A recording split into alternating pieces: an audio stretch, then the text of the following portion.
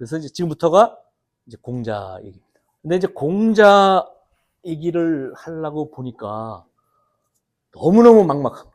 할 얘기가 뭐 찾으려 들면 너무나 많고, 지금도 우리는 한국은 유교 사회, 뭐 장유유수의 사회 뭐 이러잖아요.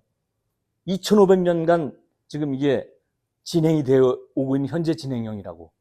유교라고도 하고, 종교가 됐다는 얘기야, 이미. 유학이라고도 합니다. 학문이 됐다는 얘기야. 그다음에 유가라고도 합니다. 그죠? 어떤 한 학파라는 의미에서. 그거를 제가 무슨 수로 한 시간에 얘기하겠어요. 그래가지고 고민하다가 몇 가지, 한자 몇 가지를 제가 보여드릴 거예요. 한 10자 정도. 그걸 중심으로 얘기를 하려고 하는데, 아까 춘추시대. 언제라고요? 주나라가 서쪽에서 서융이 쳐들어와서 호경으로부터 나급으로 수도를 옮겨서 서주에서 동주가 된 그 시점, 서기전 770년.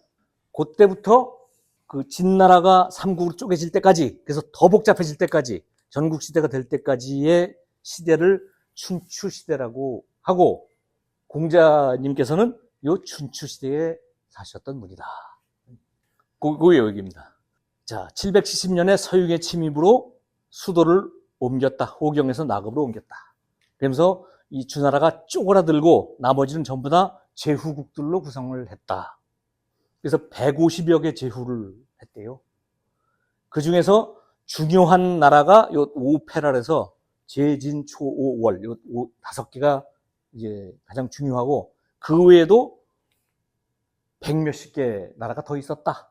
뭐 그런 얘기고요. 자, 그러다가 요 476년, 서기전 476년 경에 이 진나라가 요진자죠. 요 진나라가 삼국으로 나뉘어 3등분하게 된 때까지를 춘추시대라고 부른다. 그때부터 진나라 전국 통일 때까지가 전국시대. 그래서 요 합쳐서 춘추전국시대. 자, 이제 요 시대에 여기에서 사셨습니다. 한국하고 좀 가까운 쪽에 사셨어요. 그죠? 산동반도에서 가까운 곳에 사셨고요. 자, 첫 글자는 이게 구자예요. 언덕구. 춘추시대가 아까 470 몇 년, 476년 경이라 그랬죠. 그죠?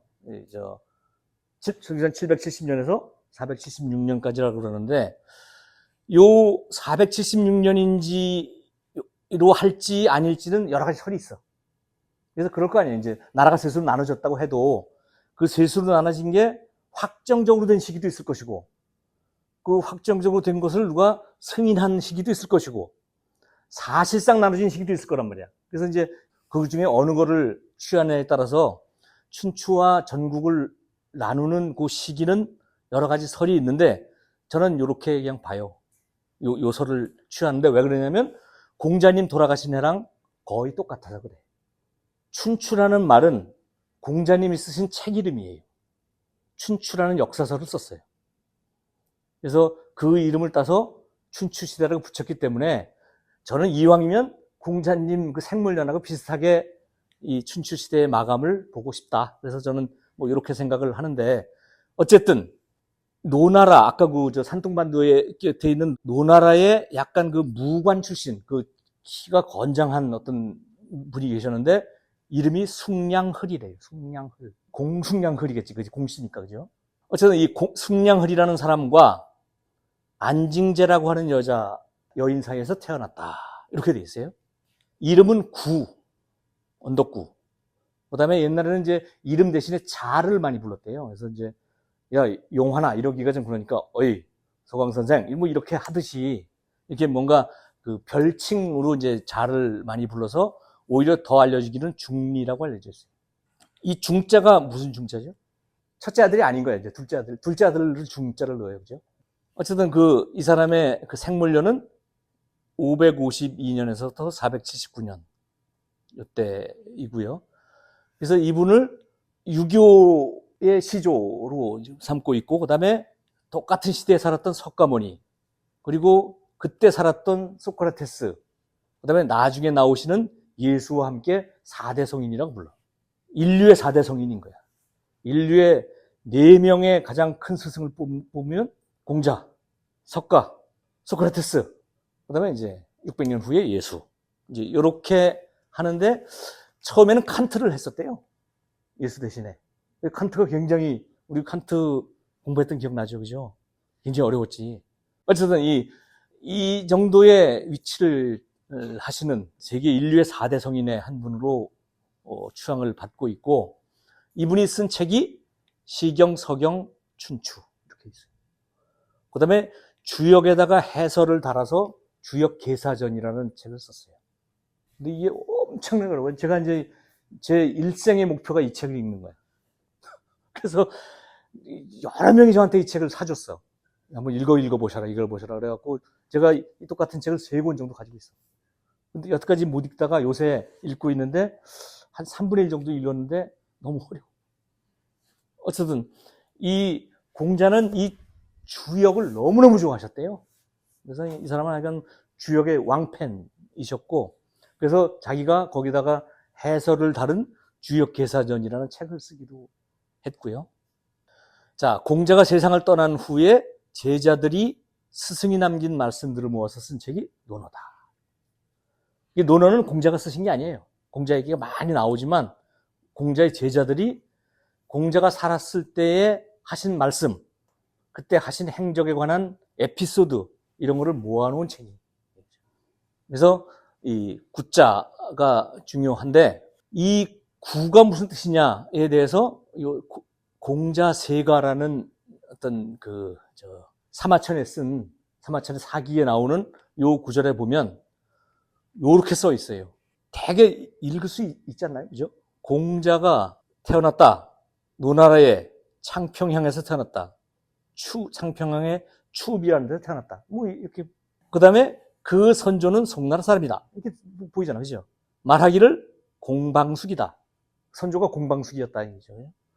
이 방숙이가 백하를 낳았고, 그죠? 방숙생 백하. 백하가 숙량허를 낳았다. 이게 아버지네. 이 아버지가 안씨녀, 안징제라고 하는 안씨녀와 야합을 하여 공자가 태어났다. 야합을 하여. 그게 그 다음에 니구라는 데에서 기도를 하여 공자를 얻었다. 노나라 양공 22년의 일이고, 그때 공자가 태어난 것이다. 태어났을 때 머리 위가 펑퍼짐해서, 그래서 그 이름을 구라고 하였다. 이렇게 써 있어요. 여기 써 있네, 이렇게. 어쨌든 요거예요, 그죠? 공방숙이 이렇게 숙량을 낳았는데, 숙량을이 안시녀와 야합해서 공자를 낳았고, 니구라는 데서 기도를 해서 낳았다. 근데 머리가 이렇게 움푹 파인 이런 짱굴에서 이름을 구라고 불렀다. 이 공자 이름이 공짱구인 거예요, 실제로. 우리로 치면 공짱구. 그러니까 공자의 태생이 그리 축복받은 태생이 아닐 수도 있어요. 몰라. 이제 요게 공자의 태생에 관한 유일한 기록이기 때문에 이걸 어떻게 보느냐에 따라 다른데, 뭔가 제대로 된 결혼 생활에서 낳은 애가 아닐 수 있어요. 뭔가 축복받은 결혼에서 태어나는 아기가 아닌 거야. 어떤 안씨녀라고 하는 사람을 니구라는 산에서 숙량을이 만나서 야합을 해서 아기를 낳았는데, 애가 머리가 이게 저 비슷하게 생겨가지고 이름을 짱구라고 불렀다. 이렇게 되어 있는 거죠. 그러니까 이 공자의 태생은, 공자의 가문은 그리 이렇게 유복한 집은 아니었을 가능성이 높아요. 유복한 집에서 애가 머리가 이상하다고 짱구라고 이름 짓겠냐고. 그리고 공자가 나중에 아들을 낳거든요. 아들을 낳는데 그 마을에서 몸보신하라고 잉어를 줬대, 누가. 그래서 그걸 과 먹고, 그래서 얘는 잉어라고 부르자. 이렇게 공자의 아들은 잉어야. 그러니까는 공자는 스스로 짱구고, 공자의 아들은 잉어라고 부를 정도의 천한 사람일 거예요. 아마도. 그런 얘기고, 그 다음에 어떤 야합이라는 게 어떤 뜻인지는 모르겠으나, 뭔가 축복받은 제대로 된 정식 결혼에서 태어난 아이는 아닌 것 같다. 자를 중리라고 한 걸로 봐서 이 사람보다 앞에 아들이 있었을 것 같다. 그래서 아들이 하나 있었대요. 근데 아들이 하나 있었는데, 이 아들은 약간 장애인이었던 것 같아요. 그래서 이제 이 승량ह리 다시 아들을 얻고 싶다 그래가지고 안씨 이녀를 만나서 거기서 둘이 뭐 합방을 해서 아기를 가졌다는 걸로 보여요. 요건 저희 집 제가 사는 인천에 있는 이 공자상입니다. 뭐 공자는 우리 주변에 들어와 있는 사람이 공자 사당 여기저기 있죠, 그죠? 뭐 성균관 뭐 공자를 거기서 모시고 뭐 그러죠. 이분이 우리 SK 분들은 아실 텐데 공아무개 선생인데 이 사람이 공자의 자손이래요. 공자가 태어난 마을이 곡부잖아요. 그래서 곡부공씨야. 그래서 이제 이 곡부공씨가 원나라 그 공주를 호위해서 온 사람의 후손이 한국에 정착해서 쭉 후대를 이어지고 있는데 뭐 그 손자가 자기다. 그래서 제 친구에도 공자 후손이 있는 거예요. 그러니까 공자는 우리하고 매우 친근한 우리가 모르는 사이에 곳곳에 정신으로도 그다음에 핏줄로도 어떤 뭐 이런 모뉴먼트로도 우리한테 가까이 있는 인물이라는 느낌이 들어요.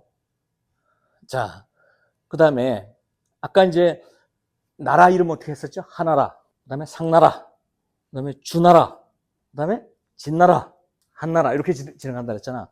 그 앞에가 삼황오제 시대라고 불러요. 우리로 치면 단군조선 시대 뭐 이런 거 비슷한 거야. 그래서 여기는 삼황이라고 하는 이제 세 명의 황제 천자들이 있었고, 그다음에 5명의 뭐 이런 황제들이 있었다. 뭐 이런 이제 설화상의 시대가 이어지고 그 중에서 유명한 사람이 요임금하고 순임금이에요. 그래서 요순 시대라 그러잖아. 이제 태평성대를 요순 시대라 그런다고. 자, 요순 시대 요임금은 중국 사람들이 굉장히 좋아하는 어떤 추앙하는 성인이에요. 그래서 이 격양가라고 그러는 게 있는데 이제 그때 불렀던 노래가 지금도 남아 있어. 그래서 뭐라 그러냐면 격이 이게 공격하는 격이잖아요. 양은 토양할 때 양이고 땅을 이렇게 치면서 노래를 부르는 거야. 작대기를 가지고 곡조는 모르겠는데 내용이 임금이 뭐 계신들 뭐 하냐? 나는 아침에 일어나서 밥 해 먹고 농사 짓고 더 이상 내가 바랄 게 뭐야? 이러면서 노래를 불렀대. 그 정도로 태평성대였다라는 것으로 남아 있어요. 근데 이 요임금이 이게 그 정치를 잘해가지고 많은 사람들이 행복하게 하는 이런 성군이었는데 이제 자기 후대를 물려주려고 봤는데 아들이 변변치가 않더래. 그래가지고 이제 다른 아들을 찾아야 되는데 다른 임금을 찾아야 되는데 그래가지고 허유라는 사람을 한테 미안하지만 우리 나라를 좀 다스려 주시오. 내 뒤를 이어서. 그랬더니 허유가 굉장히 화를 냈대. 나를 어떻게 알고 이런 허드렛 일을 시키느냐. 그러면서 도망을 쳐가지고 어디 영천이라고 하는 그 내과에 가서 더러운 소리를 들었다 해서 귀를 이렇게 씻어 찢고 산으로 들어가 버렸다.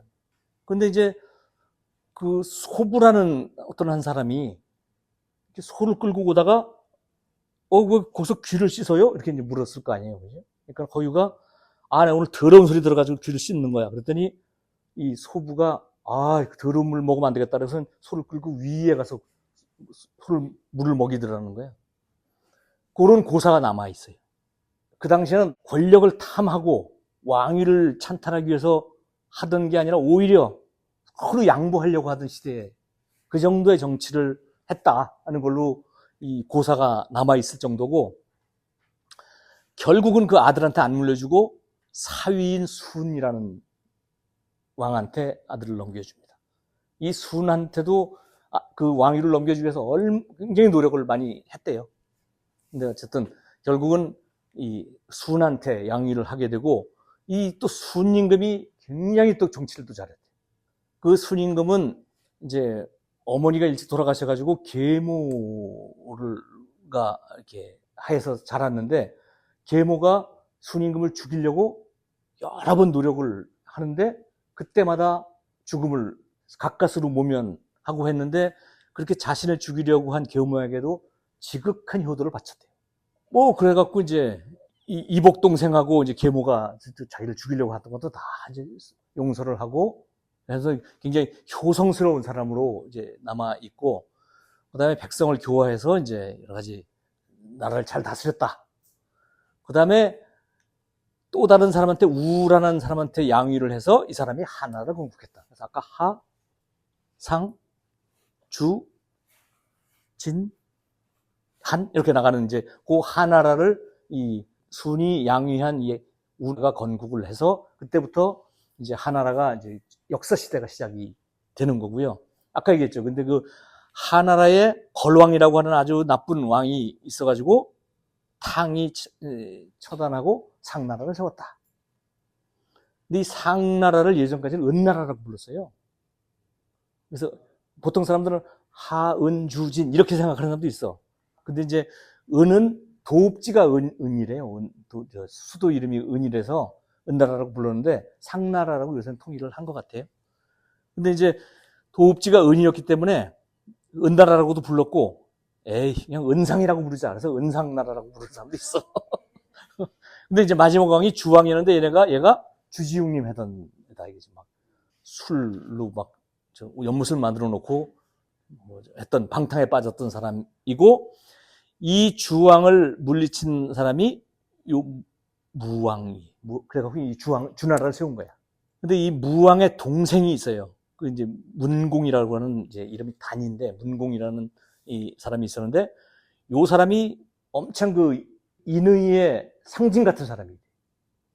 자, 무왕이 일찍 돌아가셔가지고 무왕의 아들이 이제 주나라의 왕이 됐는데, 이 사람은 삼촌이지니까 삼촌이 그 조카를 이렇게 잘 받들어서 주나라를 아주 훌륭한 나라로 만들었고, 자기가 왕이 되라고 다들 천거를 했으나 물려주고 자기는 이런 어떤 자기의 이제 시골로 돌아갔다. 그래가지고 주나라의 이 문공, 주문공 또는 주공 이렇게 부르는데, 이 주문공, 주공이 중국 사람들은 엄청나게 좋아하는 사람이 돼요. 누가 제일 좋아하느냐? 공자가 제일 좋아해요. 그래서 이 얘기를 하는 거야, 지금. 공자가 자기의 롤모델로 삼은 멘토가 주문공이에요. 그래서 이 주문공이 주역을 지었다는 거예요. 그 주역을 제일 좋아하는 사람이 공자였다는 거예요. 그래서 공자가 주역을 읽는데, 옛날에는 이게 뭐라 그러지? 이게 목편? 이게 죽편으로 돼서 이렇게 끈으로 이렇게 더덕더덕 이제 하잖아요. 그게 3번 끊어졌대, 이제 그 노끈이. 그래서 뭐 위편 3절 고서가 남아있다, 뭐 그런 얘기를 하는데, 어쨌거나 육아에서 가장 좋아하는 사람들이 누구냐면 요, 순, 우, 탕, 그 다음에 주문공, 요렇게 좋아해. 그래서 나중에 이제 공자님이 말씀하실 때 우리 성왕들이 이렇게 하셨다 하는 게 다 요 사람들 얘기예요. 누구라고요? 요, 순, 탕, 주문공. 그래서 두 번째 글자는 제가 주를 삼은 거죠. 그래서 이제 공자가 자기 사상을 이렇게 확립을 하고, 공부를 열심히 해서 확립을 하고, 이것을 세상에 펴기 위해서 전 중국 대륙을 돌아다닙니다. 얼마 동안? 14년간 돌아다녀요. 그거를 주유천하라고 그래요. 두루 돌아다녔다, 천하를. 그래서 아까 100몇십 나라가 서로 막 싸우고 그러니까, 이런 정치를 하십시오. 사람은 뭐든지 이러해야 합니다. 라는 자기 사상을 전파하기 위해서 그 중국 전체를 돌아다니는 기간이 14년간 돌아다녔대요. 그거를 주유천하라고 불러요. 그런데 아무도 얘 말을 들어주질 않아. 단 한 명도. 근데 공자는 그걸 알았대. 어차피 이 말, 내 말 안 들을 것이다. 하지만 내 말이 옳기 때문에 난 해야 한다. 그래서 이 사람이 대단한 거예요. 내가 이거 해가지고 출세해야지 라고 했다면, 그것도 뭐 욕할 건 아니지만, 더 진짜 대단한 거는 이것은 들어주지 않겠지만 내 말이 옳기 때문에 나는 해야 한다 라고 해서 그거를 14년간 했대요. 그러다가 이제 아무도 들어주지 않아서 나중에 고향으로 돌아와서 청임나 때 비슷한 거 하다가 돌아가셨다, 이런 얘기인 거고요. 자, 이 사람이 이상향으로 삼았던 그 시대 또는 그 정치를 요순시대하고 주문공의 정치 철학, 이것을 이상으로 삼았다. 그래서 주 얘기가 한 번 더 나옵니다. 그래서 제가 공자하면 주가 생각이 나야 한다, 이런 얘기인 거고, 아까 요 얘기를 했었죠, 그죠?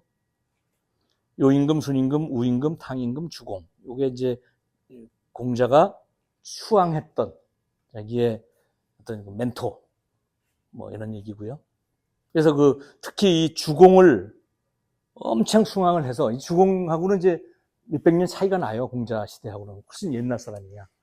주나라를 처음 세웠을 때 사람이고, 공자는 이제 춘추시대 때 사람이기 때문에 몇백 년 전 사람이지만 한 500년 전쯤 사람이지만, 공자는 계속 주공을 생각했대. 주공이라면 어떻게 했을까?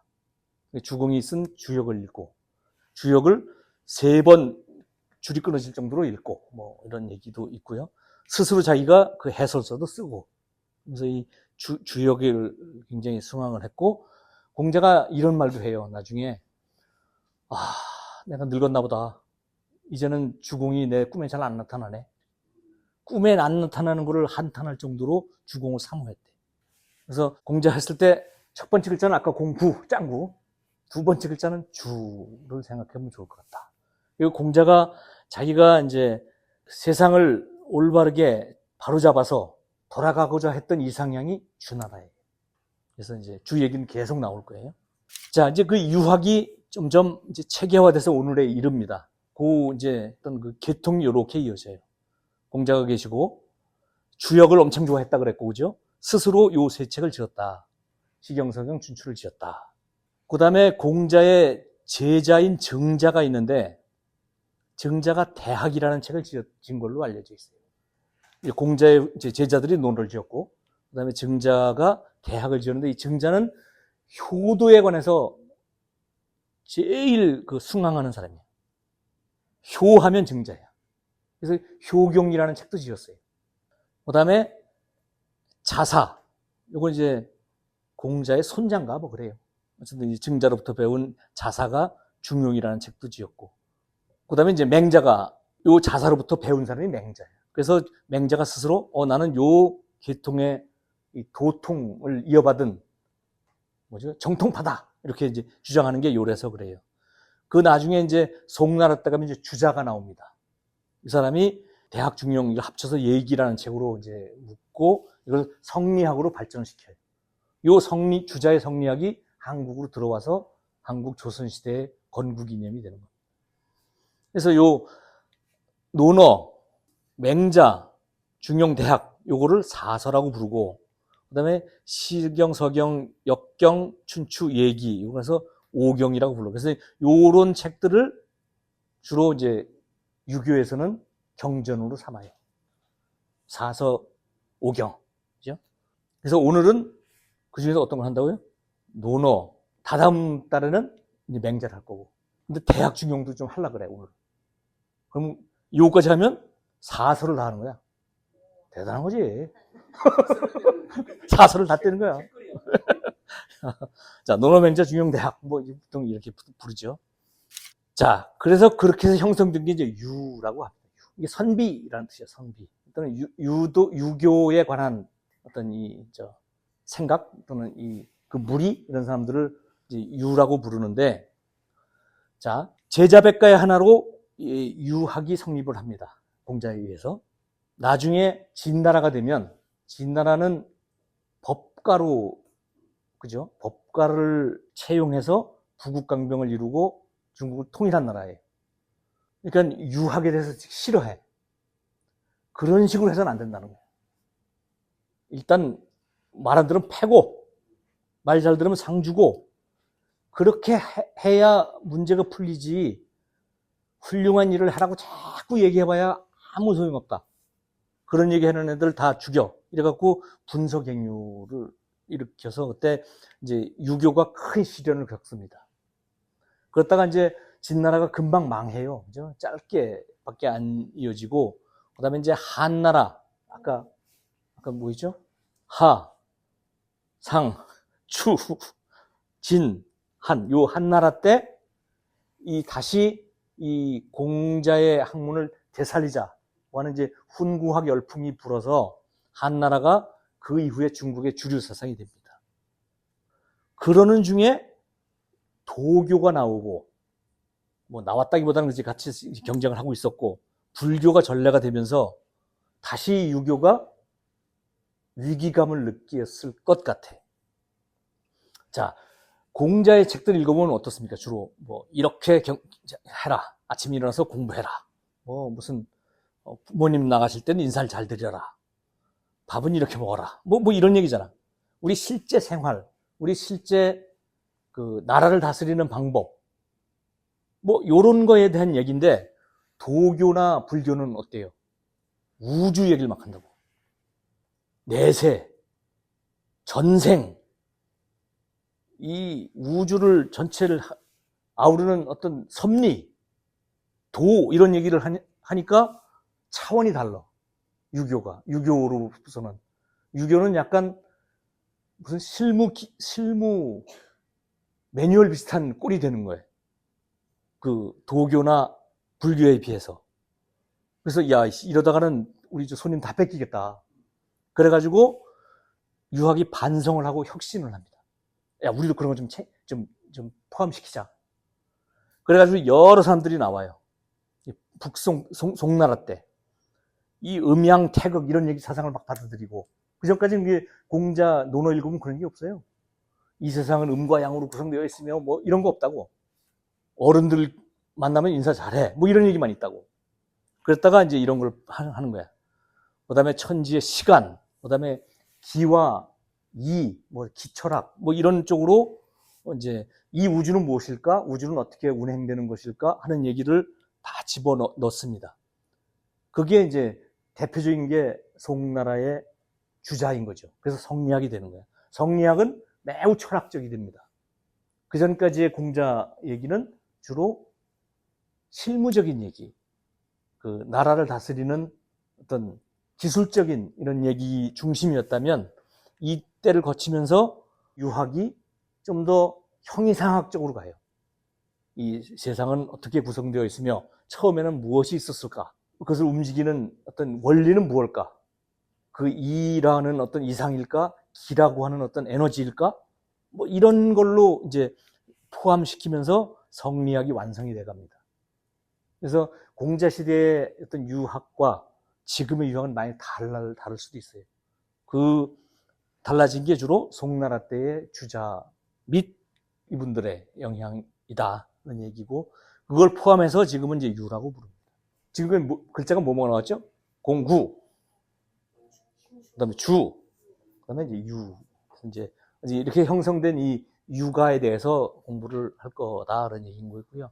이게 이제 뭐 이렇게 됩니다. 그래서 아까 사망오제 시대 요나라, 수나라, 순나라, 하나라, 상나라, 주나라, 이게 이제 동주와 서주로 나뉘어가지고 이제 주치정국이 되고 뭐 이렇게 되죠, 그죠? 진나라가 통일했다가 한나라가 훈구학으로 다시 공자 거를 받아들이고 수당성원 명청으로 이어진다. 근데 주로 송나라 때 이 주자가 성리학을 만들어서 요게 고려 조선으로 넘어왔다. 요게 이제 일본으로도 가요. 그래서 이제 이렇게 연결된다. 대충 이렇게 아시고요. 그다음에 이제 그 이후에 이제 지행 합의를 좀 더 강조하는 어떤 양명학 쪽도 한국에 들어오고, 그다음에 청나라 때 되면 이제 고연무, 고증학, 여기 이제 우리나라 와서 실학이 됩니다. 그래서 이게 이제 결국은 다 영향을 받아서 이런 것들이 만들어지는데, 이 얘기는 제가 12번째 수업에서 하려고 한다. 자, 우리나라의 유학이 지금 뭐, 유교가 또는 유학이 지금 어떻게 지금 남아있나 보면 되게, 이게 다 제가 찍은 사진들이에요. 조선은 유학자들이 다스리는 나라입니다. 다시 말해서 철학자들이 다스리는 나라예요. 또는 문학자라고도 할 수 있어요. 우리 과거 시험을 봐서 관리를 뽑았잖아. 근데 그 과거 시험에 뭘 써야 되냐면, 이런 얘기를 써야 돼요. 철학적인 이야기를 쓰고, 거기다가 운율을 가해서 시 잘 쓰는 사람이 관리가 됐어요. 그 사람들이 500년 동안 조선을 다스린 거예요. 그 철학이 어떤 철학이었냐면 성리학이었던 거고.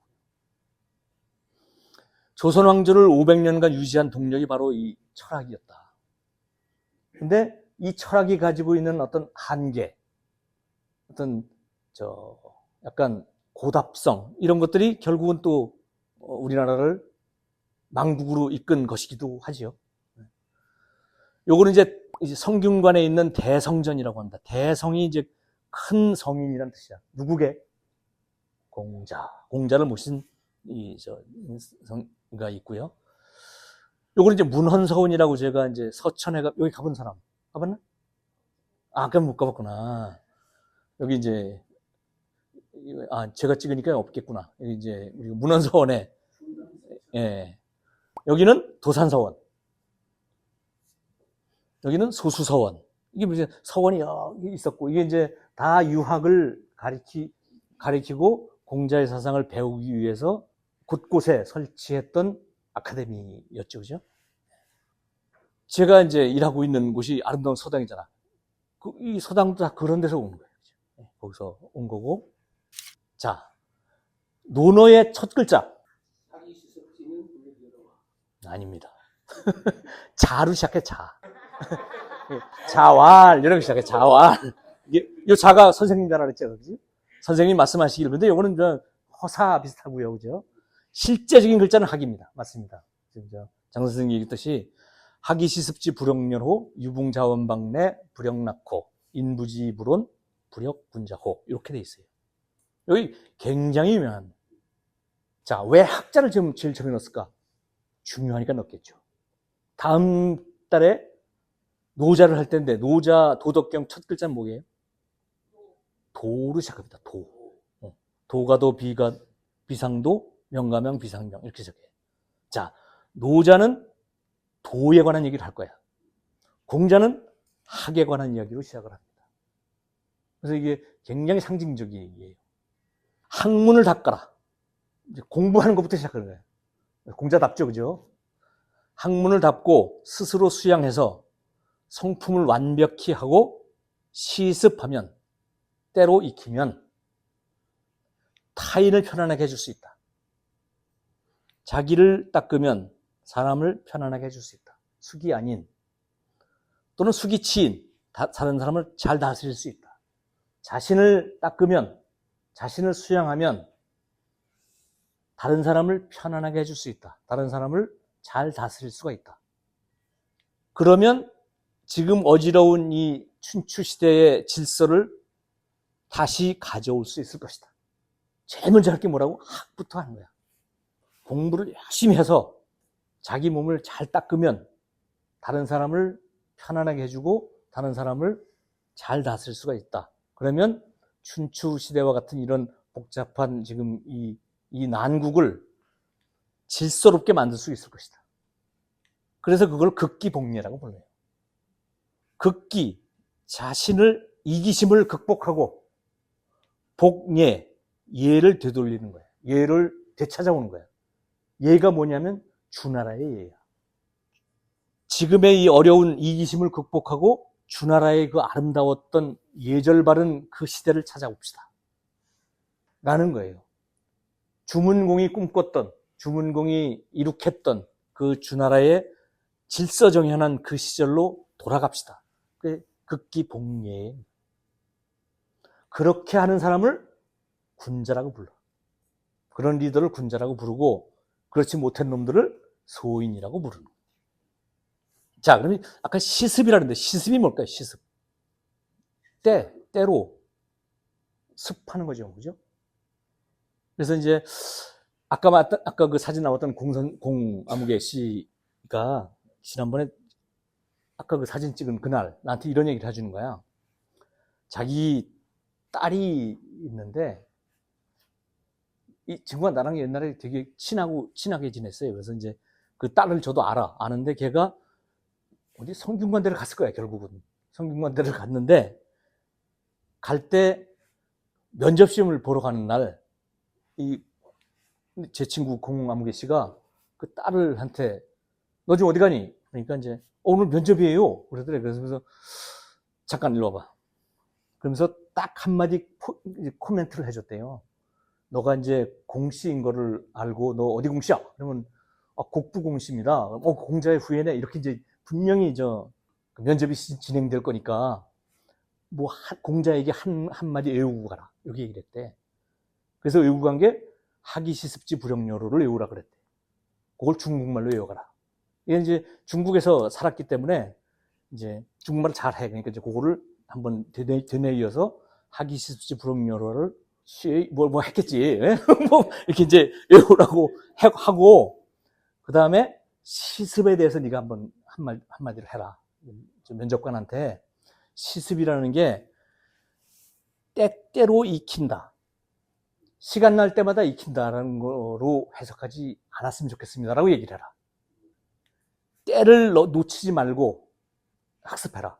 때를 놓치지 말고 타임리하게 실천해라. 라는 뜻으로 읽어야 합니다라는 네 얘기를 해라 그랬는데, 아니나 다를까 그날 그 문제를, 그 얘기를 딱 묻더라는 거예요. 너 지금 이거 공자 후예면 너 공자에 대해서 어떻게 생각하니?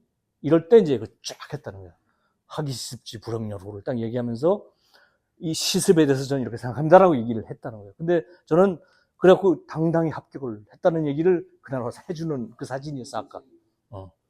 근데 이 시습이라는 게 그런 걸 거예요.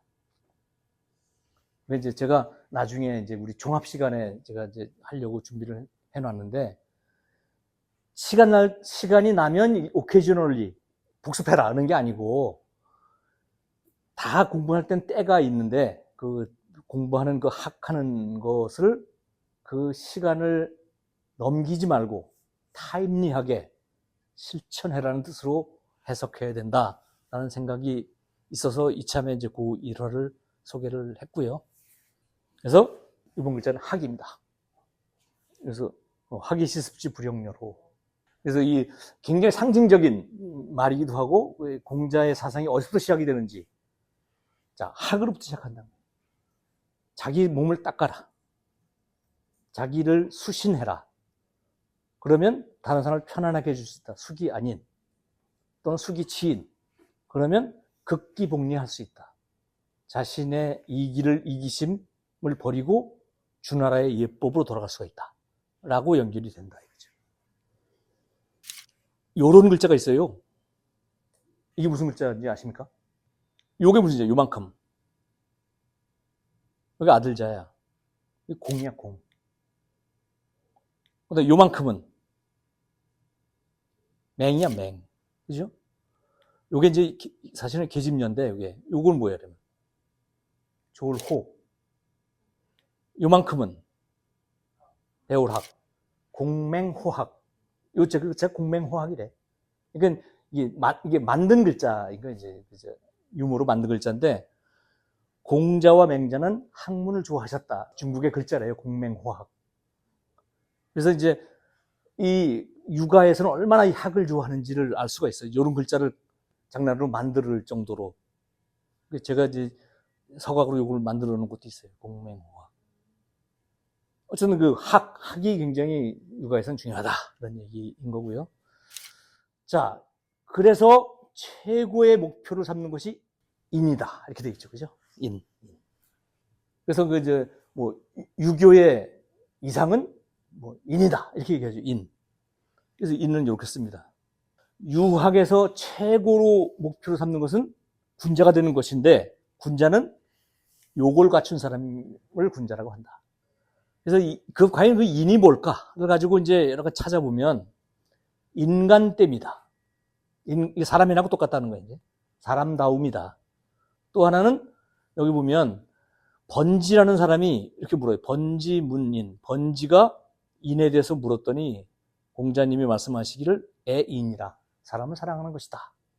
그래서 이 인이라는 것은 사람됨 또는 사람에 대한 사랑, 이런 거예요. 그래서 유학에서 추구하는 공자의 도는 인이고, 이런 공자의 도라는 게 원래 있는 게 아니야. 아까 이제 나중에 도교에서는 도로부터 시작한다 그랬죠. 그죠? 이 도라는 것이 있으니 이래갖고 시작을 한다고. 그런데 공자는 그렇게 얘기 안 해요. 도가 원래 있는 것이 아니고, 군자가 배움을 통해서 수신을 하면서 도가 그때 생기는 거야. 요렇게 달라요. 그게 이제 이렇게 써요. 군자는 근본에 노력하는 사람이다. 이 근본이 서면 도가 생긴다. 이렇게 써 있잖아. 도가 원래 있어서 우리가 그 도를 따라가야 되는 것이 아니고, 군자가 인을 실천하면 그게 바로 도인 거야. 도는 나중에 나오는 거야. 라고 얘기를 하고 있어요. 그 도가 인입니다. 그러면 그 인은 어디서 나오느냐? 이 인은 효에서 나옵니다. 인은. 그래서 효제라 그래, 효제. 이 효는 상하간의 어떤 윤리예요. 상하간의 윤리. 부모님에 대한 윤리. 제는 수평의 윤리야. 형제들 간의 우애를 얘기하는 거예요.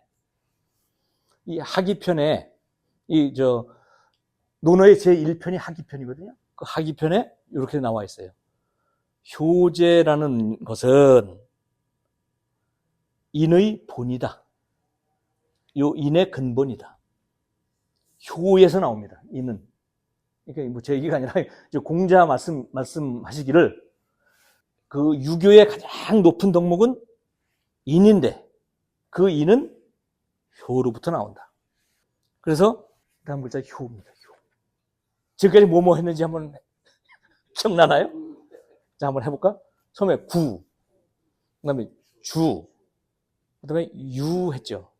그 다음에 배울 학, 그 다음에 인, 효. 자, 그래서 효인데, 유학, 유교, 그러면 다 그 효도가 우선 제일 먼저 생각나지, 우리 이미, 그죠? 안 그런가요? 유교 하면 다 효부터 생각나잖아. 그래서 그런 것 같아요. 그래서 워낙 그 강조를 많이 하고, 그래서 이 동몽선습이라는 책이 있어요. 이게 어린아이 동자잖아, 그지? 어리석은 어린아이가 제일 먼저 배워야 할 것. 그게 이제 동몽선습이라는 책인데, 이렇게 써있어. 천지지간 만물지중 유인책이 소귀 호인자 기유오륜야라. 천지간의 만물 중에서 사람이 가장 귀한데 왜 귀하냐면 오륜이 있기 때문이다. 오륜에 제일 먼저 나오는 것이 부자 간의 예의에 대해서 나옵니다. 그 다음에 이제 군신 간의 예의, 부부, 그 다음에 선배와 후배, 그 다음에 친구, 이렇게 나오는데, 자, 모든 자료를 봤을 때 전부 다 제일 먼저 나오는 게 효가 제일 먼저 나옵니다. 충보다 더 먼저 나와요. 유교에서 인간이 지켜야 될 도덕 첫 번째, 효다, 이렇게 얘기를 해요. 그것을 수평으로 가면 제가 되는 거고요. 국가로 가면 충이 되는 거고, 타인으로 가면 신이 됩니다. 그래서 그걸 효제충신이라 그래요. 가족 간에는 효, 수직 간에는 효, 수평 간에는 제, 국가에 대해서는 충, 그 사회의 다른 구성원들과는 신. 그래서 이 효제충신이 바로 인인 거예요. 그렇죠? 그래서 이제 어떤 사람이 그 논어에 보니까 이런 얘기가 나와요. 왜 정치에 참가하지 않으세요? 이렇게 14년째 돌아다니려면 차라리 내가 나 같으면 나가서 정치를 하겠다. 이렇게 얘기를 했더니 공자가 뭐라 그랬냐면 효도하는 게 바로 정치하는 것이다. 이렇게 얘기해요. 실제로 정치라는 말을 써요. 그렇죠? 효도하고 또 오직 효도해라. 그리고 형제 간에 우애해라. 그것이 바로 정치이다. 이렇게 얘기를 해요. 정치고 사회생활이고 모든 것은 다 효로부터 나온다. 자, 뭐 이렇게 표시할 수 있을 것 같아. 요게 이제 가족 간의 어떤 그 윤리를 얘기하면 수직적으로는 효고 그것을 수평으로 할 때는 제인 거야. 어떤 효도와 우애. 요거를 사회로 가져가면 요건 국가에 대한 충성이고 요건 공동체 구성원에 대한 신의인 거예요. 그래서 요 효제 충신이라고 부르는 거예요. 요게 바로 효제 충신이 인이고 인을 갖춘 사람이 군자인 거예요. 못 갖춘 자식이 소인인 거예요.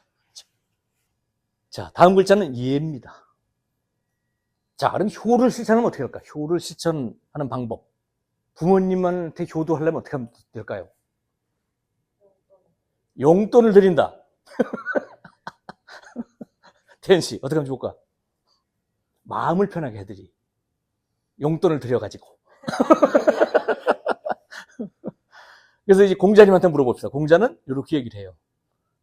살아서는 예로서 섬기고 돌아가셨서는 예로서 장사를 지내라. 그리고 제삿날이 돌아오면 예로서 제사를 지내라. 전부 다 예야. 그러니까 용돈을 10만 원을 드리는지 100만 원을 드리는지 보다 더 중요한 게 예인 거예요, 사실. 마음을 편하게 해드리는 것. 뭐 이런 말이 실제로 나와요. 안색과 공경이 가장 중요하다. 이런 말도 하고. 자, 요 예를 정치로 연장을 하면 임금은 신하를 존중하고 배려하고 신하는 임금을 충성으로 섬기는 요 수직적인 윤리가 형성이 되는 거예요. 그래서 이 뭐 임금은 신하를 예로서 부리고 신하는 임금을 충으로서 섬긴다. 이런 얘기도 하고요. 자, 이 예가 형성이 되면 가정과 사회, 정치 영역에서 질서가 찾아집니다. 그게 바로 극기복례인 거예요. 사사로운 욕망이나 감정을 억누르고 이게 극기죠. 그 다음에 사회적 규범과 예절에 따라서 행동하면 그게 복례인 거예요. 그게 바로 인인 거예요. 일일 극기복례. 내가 하루라도 극기복례를 하면 천하는 인으로 돌아갈 것이다. 천하는 사람다워질 것이고 질서정연해질 것이다. 자, 예를 완성하려면 어떻게 할까요? 예. 그게 바로 악이야. 이게 좀 약간 싶어요, 그죠? 음악으로 예를 완성한다고? 그래서 공자 얘기를 한번 들어봅시다. 공자는 이렇게 시로 마음을 일으키고 예로 그 마음을 가다듬고 음악을 통해서 조화롭게 완성한다. 자, 그럼 예를 이제 확립해야 되는데 예를 확립하려면 어떻게 해야 되느냐? 그 도구가 조화로운 것이다. 그게 이제 음악이라는 거예요. 음악. 또 어떤 시 또는 우리로 치면 문학 뭔가 이런 게 될 수 있겠죠. 자, 시가 뭘까 그러면? 여기서 보면 아까 얘기했죠. 공자님이 말씀하시기를 흥어시, 시로 마음을 일으켜라. 흥해라. 마음을 일으키고 예로 세워라. 그리고 악으로 완성해라. 이렇게 써 있잖아요. 그죠? 자, 그러면 우선 시라는 게 뭘까? 시는 맑은 마음이다. 맑은 마음이라고 그냥 하면 될 텐데 왜 이렇게 했을까 싶기는 한데 공자가 이런 말을 해요. 시 300 일원이 폐지왈 사무사라. 이렇게. 이게 굉장히 유명한 말이에요. 이게 논어에 나오는데 논어에서 시경 얘기를 하면서 그래. 시경을 내가 지었는데 시경에 나오는 시가 300개가 있는데 이거 다 외울 필요 없어. 한마디로 하면 맑은 마음이야. 생각에 사악함이 없는 것을 말하는 것이야. 자, 예를 만들려면 우선 마음을 사악함이 없게 만드는 것이다. 그걸로 시작하는 거야. 이렇게 해석해야 된다는 거죠. 그리고 이것들이 조화를 이루려면 이 문화 강국이 되어야 되는 거야. 음악이 이게 뭐 화성이 이렇게 잘 어울리는 이런 상태를 만들어내야 하는 거예요. 자, 공부를 해서 자기 자신을 수신하고 그걸로 다스리면 그것이 바로 인이야. 그죠? 그 인의 근본은 효야. 효를 국가로 펼치면 충이고 가족 간에는 제이며 사회 구성원 간에는 신인 거야. 효제 충신인 거야. 그게 바로 인인 거야. 그 인을 통해서 예를 주나라의 그 아름다운 예법이 흥성했던 그 시절로 돌아가야 하는데 그 방법은 악인 거야. 음악인 거야. 음악. 조화로움인 거야. 문화 강국인 거야. 라고 얘기를 하고 있는 거예요. 공자는 도의 뜻을 두고 내면의 가치를 확고히 지키고 사랑의 정신을 중심으로 삼으며 교양에 익숙해야 한다. 이게 뭐 어디에 이렇게 있어서 내가 한 건데 공자가 얘기할 때 이제 배워야 할까? 학 얘기했잖아. 학. 그럼 뭘 배울까? 배우는 과목이 뭘까? 국어산수 사회자연, 국산사자 은미실동가? 그거를 6과목을 공자는 얘기를 해요. 여기 써 있네. 예, 악, 사어, 서수.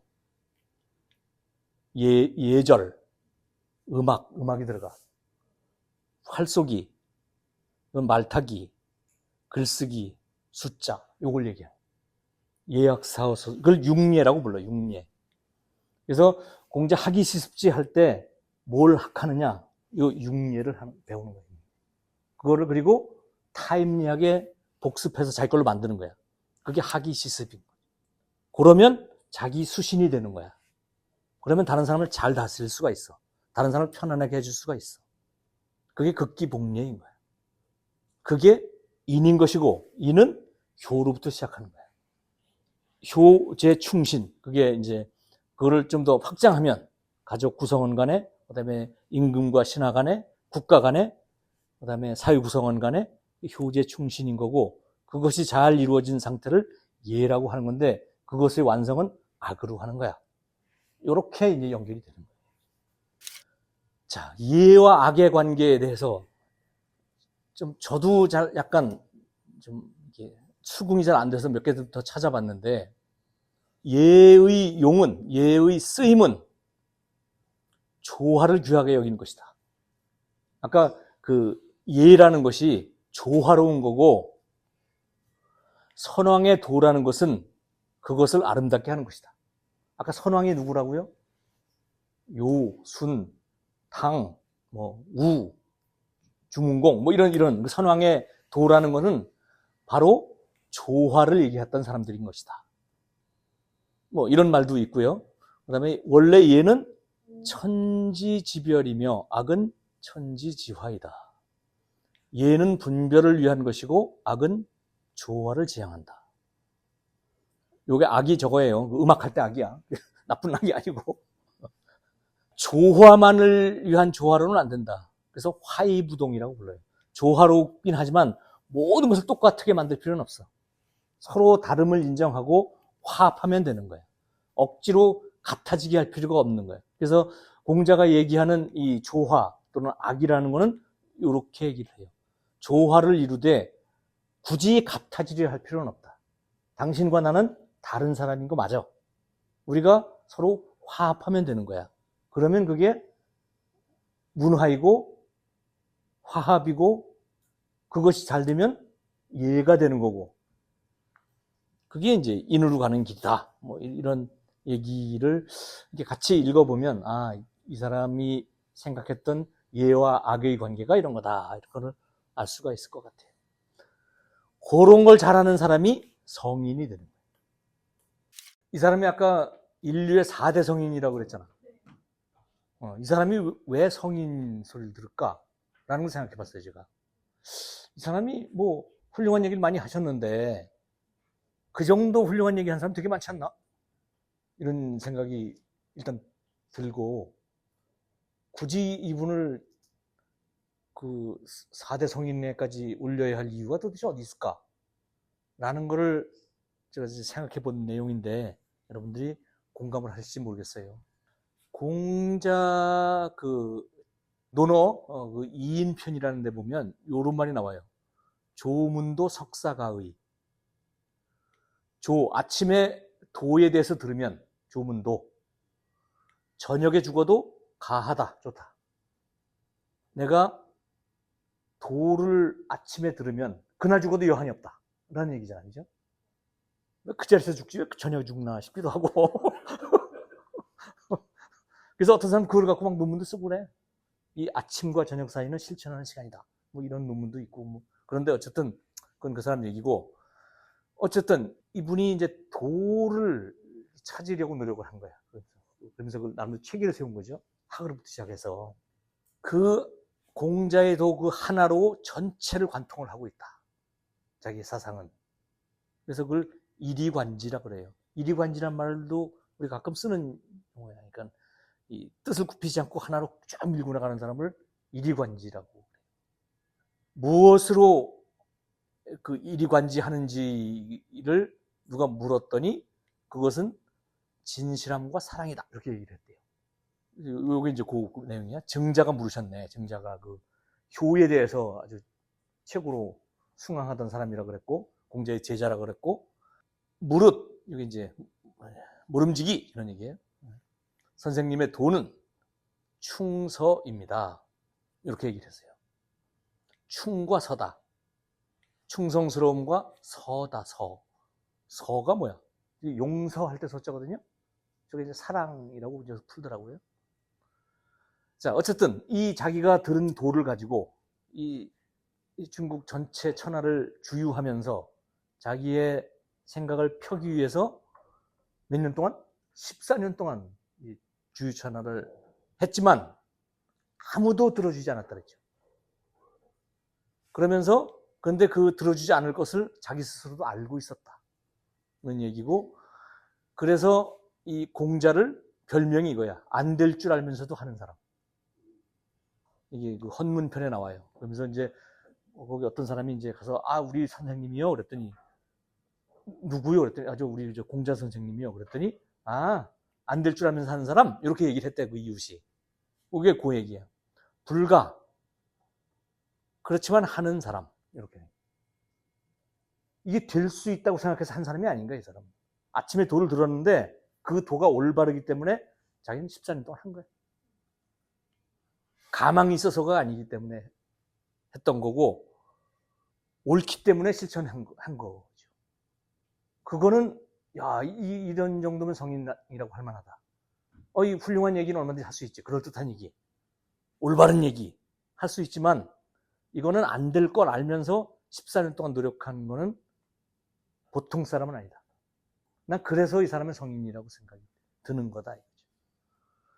덕불고 필유린이라는 말이 있어요. 덕을 가진 사람은 외롭지 아니하다. 반드시 이웃이 있을 것이다. 내가 아무도 내 말을 들어주지 않지만 내가 가지고 있는 이 생각이 옳으면 나는 이웃이 있다. 얼마나 이루었으면 이런 말을 했을까 싶어요. 그래서 이 말 들으면 약간 찡해 저는. 여기서 보면 약간 반어적으로 이 사람 진짜 이루었겠다. 자기가 좀 터득한 인의 어떤 사상 체계 이거를 펴기 위해서 전 세계, 그 당시에는 세계를 돌아다녔지만 아무도 귀 기울여주지 않았지만 그래도 나는 외롭지 않아 라고 하면서 약간 여기서 눈물이 비쳐는 듯한 느낌으로 저는 이 부분을 읽게 돼요. 비슷한 사람이 서양에 한 명 있었어요. 소크라테스. 소크라테스가 이 젊은이들한테 이상한 얘기를 자꾸 퍼뜨리고 다닌다 해서 잡혀갔잖아요. 그래서 이제 젊은이들을 타락시켰다 하는 제목으로 사형원도를 받아요. 근데 그 사형거리가 아니야 그거는. 그죠? 그러니까 이제 이거는 약간 정치적인 어떤 그 압박을 받았는데 그러다 보니까 이게 뒤로 사실은 이게 빠져나갈 구멍도 있고 다 제자들이 준비를 다 해놨대. 그래서 뭐 이렇게 해서 좀 나갑시다 이렇게 했는데 저는 안 나가겠다. 내가 빚진 그 닭 한 마리 이제 갚아줘라. 그러면서 독배를 들었다는 거 아니야. 그러면서 뭐 악법도 법이다 그랬다는데 실제는 그런 말은 안 했대요. 어쨌든 왜 그러면 그 독배를 들었느냐? 나는 이게 옳기 때문이다. 요게 이제 그 얘기예요. 신의 뜻이라고 하면서 석방 제안을 물리치고 독배를 들은 사람이 소크라테스예요. 목숨을 걸고 도를 실천한 사람이 공자이고 이 사람은 이건 내 올바른 길이 아니라고 생각하면서 의연하게 독배를 든 사람이 소크라테스입니다. 방법이 없어서가 아니었던 거예요. 공자도 다르게 살 수도 있었지. 안 될 줄 알았으니까. 그렇지만 이게 옳기 때문에 했던 사람이고 이건 옳지 않기 때문에 안 했던 사람이에요. 그래서 이 두 사람은 성인으로 들어갈 수가 있는 것 같다. 이게 제 생각. 이 정도 훌륭한 사람은 많다. 그렇지만 이거를 목숨을 걸고 실천하는 사람은 많지 않다. 그래서 성인으로 우리가 받들어도 되는 것 같다. 라는 생각이 제 생각이고요. 뭐 요런 말이 있어요. 요게 되게 재미있는 말이기도 하고 되게 쉬운 말이기도 하고 그래. 군군신신 부부자자. 이것도 이제 논어에 나오는 말인데 정치가 뭡니까? 라 그랬을 때 공자가 이렇게 얘기했대요. 군군신신 부부자자다. 임금은 임금답고 신하는 신하답고 아버지는 아버지답고 아들은 아버지답다. 이렇게 이제 풀으면 된대요. 근데 중국말이 되게 재밌어, 그죠? 그래서 이렇게 글자 딱 써놓고 이게 그렇게 해석할 수 있는 말이기 때문에. 근데 이게 이제 제가 나중에 이걸 가지고도 좀 얘기를 좀 더 준비를 해놓은 게 있는데 어쨌든 얘기는 각자 자기 위치에서 자기의 본분을 다하는 게 만드는 것이 바로 정치다라고 얘기를 하는 것 같고, 그래서 지도자가 올바르면 스스로 알아서 그렇게 할 것이다. 요게 바로 요런 정치를 수기층이라고 하는 것이다. 뭐 이렇게 이 부분은 이제 넘어가고 나머지는 이제 뒤에 한번 종합할 때 보완할게요. 다음 글자는 명입니다. 이름명. 공자에게 그 자로가 이제 공자의 수제자쯤 돼요. 굉장히 좋아하는 제자였는데 그 선생님이 하도 이렇게 돌아다니면서 이렇게 정치하십시오, 이렇게 정치하십시오라고 막 하는데 아무도 안 들어주고 그러는 거를 14년 동안 보니까 얼마나 답답했겠어. 그래서 자로가 물어봤대요. 그 선생님께서 직접 정치를 하신다면 어떻게 하실랍니까? 그랬더니 공자가 이름을 바로잡겠다 이렇게 얘기를 하더라는 거예요. 그게 약간 생뚱맞지. 이름을 명확히 지어주는 일부터 나는 시작하겠다라는 얘기를 한 거야. 그 얘기는 이 이름이 제대로 잡히지 않으면 소통이 안 되고, 소통이 안 되면 업무를 할 수가 없고, 업무를 제대로 안 하면 제도와 문화가 발전하지 못하고 형벌 집행이 부당해져서 사람들이 어찌할 바를 모르기 때문에 제일 먼저 할 일은 소통을 잘하기 위해서 이름을 바로잡는 것이다. 이렇게 얘기를 하는 부분이 나와요. 요게 그거예요. 이름이 바르지 않으면 말이 불순해지고, 다시 말해서 소통이 잘 안 되고, 소통이 잘 안 되면 일이 잘 이루어지지 않고, 일이 잘 이루어지지 않으면 예약이 일어나지 않고, 예약이 일어나지 않으면 형벌이 적당치 않아져서 사람들이 자기 손발을 어떻게 해야 될지 모르게 되는 것이다. 요걸 하려면 제일 처음부터 이름부터 바로잡는 것부터 시작하겠다. 이렇게 얘기를 하는 부분이 있어요. 그래서 이 공자에서 이 정명론이 굉장히 유명해요. 이름을 바로잡는 것이 매우 중요한 할 일이다. 근데 제가 이걸 굳이 여기다 넣은 이유가 도가에서는 이름을 붙이는 순간 잘못되기 시작한다고 얘기를 해. 그래서 나중에 도가랑 굉장히 좀 대척되는 이런 부분이 있어서 명이라는 부분도 꼭 강조를 하고 싶어집니다. 제일 마지막이 이제 서라는 글자입니다. 지금 몇 가지 글자 했죠? 11가지? 여기 11가지째거든요? 11가지째인데 너무 많아. 너무 이게 내가 지금 추린다고 추린 게 이건데 이런 생각을 공자의 제자들도 했나 봐. 선생님 너무 많아요. 한 글자만 가르쳐 주세요. 그랬더니 요걸 가르쳐 주세요.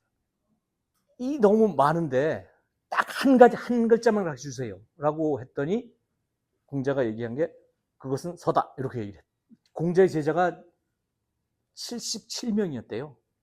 그래서 14년 동안 노력해서 자기 따라오는 사람이 77명 된 거야. 그냥 약간 꼴뱅이 비슷한 어중이 떠중이들 모여서 77명이 공자가 교화시킨 사람의 범위야. 4대 성인치고는 좀 꼴망하죠, 그죠? 어쨌든 제자들이 너무 선생님 말씀도 많으시고 내가 뭘부터 배워야 될지 모르겠어요. 한 글자만 가르쳐 주세요. 라고 자공이 물었더니 평생 마음에 품고 실천해야 될 단어가 하나 있다면 그것은 서다. 이렇게 얘기했대요. 그 서가 뭘까? 그래서 이제 이게 용서할 때 서자거든요. 용서서. 이게 용서일까? 아까 앞에서는 사랑이라고 했죠. 그래서 사랑이다. 그래서 이걸 가지고 이제 많은 논의가 있을 수 있어요. 유학하는 분들 보면 이 서가 과연 무엇을 뜻하는 것일까? 서라는 게. 근데 이게 보면 글자로 보면 지금은 우리는 용서서 이렇게 이제 배우지만 이게 도대체 무슨 말일까? 이게 같을 여자야, 그죠? 이건 마음심이고 내 마음과 다른 사람의 마음을 같이 생각하는 걸 것 같아. 그래서 이런 말이 있어요. 자공이 묻기를 하나로서 종신토록 가져야 행해야 될 것이 무엇입니까? 그랬더니 서다 이렇게 얘기를 하면서 기소불욕을 물시어인하라 이렇게 얘기를 해. 내가 욕심내지 않는 것을, 내가 내 몸이 욕심하고자 하지 않는 것을 다른 사람한테 시키지 마라. 내 마음과 똑같다고, 다른 사람도 똑같다고 생각해라. 내가 싫으면 저 사람도 싫은 거야. 내가 좋으면 저 사람도 좋은 거야. 나한테 좋은 걸 저 사람한테 해드려. 내가 싫은 거 저 사람한테 하지 말어. 요게 바로 서야. 이렇게 얘기하는 것 같아요. 그래서 글자를 봐도 이게 같을려 마음심인 것 같아요. 우리로 치면 이제 역지사지죠. 이게. 맹자는 그래서 역지사지라고 했어요. 공자는 서라고 그랬고. 우리 그 칸트 생각나지 않습니까? 이때 칸트의 정언명령. 내가 대접받고 싶은 대로 남을 대접하라. 그때 이제 칸트 할 때 우리가 했었죠, 그죠? 지은 씨 기억나지? 정언명령이라는 것은 이 보편성이 있어야 되고, 그지? 그다음에 인간성, 보편성 두 가지 원칙에 해당하면서 모든 경우에 다 적용할 수 있는 그런 것을 정인명령이라고 하고, 정언명령대로 사는 것이 실천 이성이다. 이렇게 얘기했던 기억이 막 나잖아, 그지? 지금 막 나면서 그 대표적인 정언명령이 바로 요거다. 내가 대접받고 싶은 대로 남을 대접하라. 이게 이제 칸트가 얘기했던 가장 중요한, 가장 대표적인 정언명령이었는데, 공자에 있어서는 그게 기소불육을 물시여인하라. 요 내용하고 똑같아요. 신기하게도. 내가 싫어하는 것을 다른 사람한테 베풀지 마라. 네가 대접받고 싶은 대로 남을 대접하라. 이게 이제 긍정형으로 바꿨냐 부정형으로 바꿨냐 차이만 있을 뿐이지 똑같은 얘기여서 참 이 동서양의 사람들이 최종적으로 닿고자 했던 자기의 메시지가 기막히게도 똑같네라는 느낌을 갖게 합니다. 지금 여기까지 그래서 구, 주, 유, 학, 인, 효, 예, 악, 성, 명, 서 이렇게 배웠어요. 그래서 이게 이제 매우 겉핥기야. 지금까지 한 게 공자 한 게 얼마나 많겠어요, 그죠? 우리가 그 중에서 논어만 그 중에서 몇 가지만 딴 거고 그 중에서 추려서 11개 글자를 제가 이제 소개하면서 이걸로 공자의 어떤 그 겉핥기를 해본 거야. 해본 거고 그게 너무 많다 그래서 마지막 이걸로 마무리를 한 거였고 자 그래서 뭐 이걸로 이제 공자를 다 알았다고 우리가 볼 수가 없어요. 저도 이제 여러 가지 책을 읽긴 읽었는데 읽을수록 진짜 그 생각해야 할 부분 그다음에 또 다른 이설들이 많은 부분들이 굉장히 많고 그래서 이걸 다 전달하는 것은 이게 좀 무망한 일이다 싶어서 몇 가지만 이렇게 글자를 가지고 이제 공자를 소개해드렸고 다음에 이제 노자로 가고 그다음에 맹자로 가고 하면 이제 이 얘기가 계속 반복될 거예요. 이걸 막 공격하는 사람도 있고 이걸 받아들이는 사람도 있고 이 둘을 싸잡아 공격하는 사람도 나올 것이고 이제 막 이럴 거니까 이제 오늘 좀 약간 지루했더라도 이제 앞으로 점점 재미있을 거라고 기대를 해주시면 좋을 것 같고 결국 뭐 읽다 보니까 이런 말이 저는 굉장히 마음에 남았어요. 배우고 생각하지 않으면 허망한 짓이다. 우리가 공자를 얘기를 막 들었지만 이걸 가지고 재료로 삼아서 사유하지 않으면 헛짓한 거야. 괜히 추석 연휴 마지막에 나와 앉아가지고 이게 시간 허비한 거가 될 수 있어요. 우리가 뭐 어쨌든 얘기를 들었으면 생각하시기 바라고요. 생각만 하고 불학하면 그건 좀 약간 위험한 짓이야. 자기 세계에 빠질 수가 있어. 아니라고? 요게 이제 그 얘기예요. 사이불학즉 태라. 자기 생각에 쭉 빠져서 자기 생활이 치달려 가면 그러면서 다른 사람의 이야기를 듣지 않고 공부하지 않으면 그건 위험한 짓인 거예요. 그래서 오늘 우리가 한 것, 이걸 이제 해석하면 이런 정도가 될 거예요. 지식을 쌓기만 하고 자기 생각을 하지 않으면 허망한 일이고 생각만 하고 제대로 공부하지 않는 사람은 선무당이 된다. 뭐 그런 이야기가 생각이 납니다.